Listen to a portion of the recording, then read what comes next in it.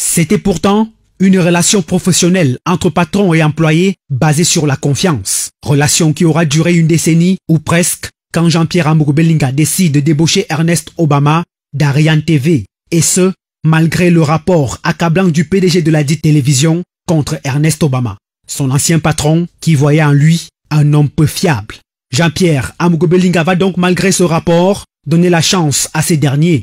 Aussitôt arrivé à Vision 4, il gravit tous les échelons. Chef d'édition, rédacteur en chef adjoint, rédacteur en chef, directeur de l'information, puis devient en 2015 le tout premier journaliste nommé directeur général à Vision 4. À partir de ce moment, le PDG du groupe L'Anecdote placera toute sa confiance en celui qu'il considérait comme sa propre progéniture. Il le présente à de nombreuses hautes personnalités et même à certains chefs d'État. Il est régulièrement entre deux avions avec le PDG du groupe L'Anecdote et voyage même presque seul parfois en jet privé pour régler certaines affaires.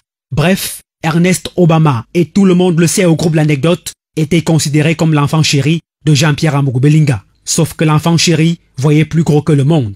Il va profiter de la confiance placée en lui pour faire des coups bas à son patron.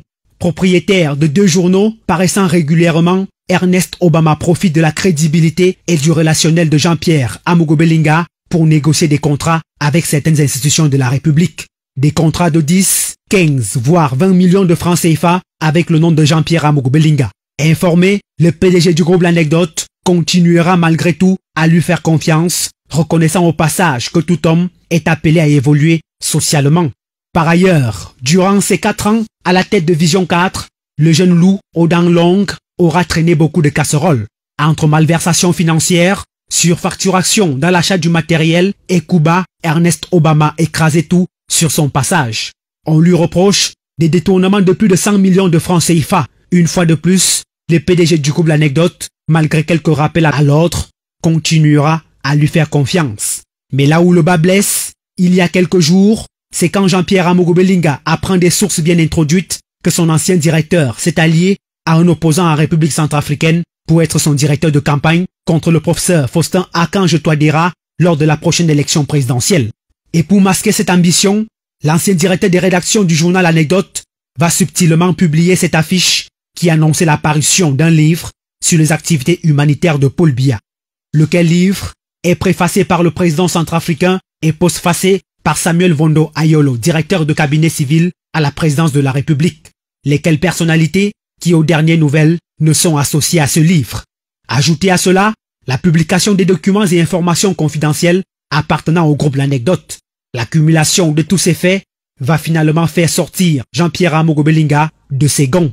Ernest Obama est accusé de haute trahison et traduit en justice. La mise à disposition à la justice de cet ancien collaborateur dans le but de faire la lumière sur ces faits va donc enflammer la toile, chacun y allant de sa sensibilité. Jean-Pierre Amougou Belinga est mangé à toutes les sauces après avoir sorti un fils de l'abîme pour le hisser au sommet. Un fils qui pourtant va finir par le mordre. Est-ce devenu un péché que le PDG du groupe L'Anecdote, travailleur et sociable, ait décidé que la jeunesse occupe le centre de son magistère, tant dans ses entreprises que dans son cercle relationnel le plus stratégique de la République.